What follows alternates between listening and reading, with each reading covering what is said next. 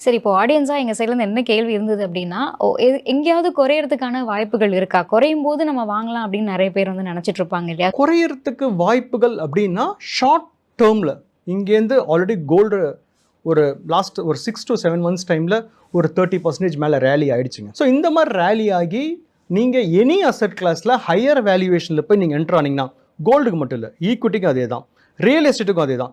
Equity நினச்சி பாருங்களேன், last September அக்டோபரில் mid cap and small cap வந்து ரேலி 60-70% ரேலி ஆயிருந்தது.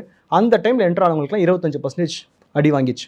அது it is applicable for real estate also. 2011, 12, 13, 14 real estate has a very big bull run.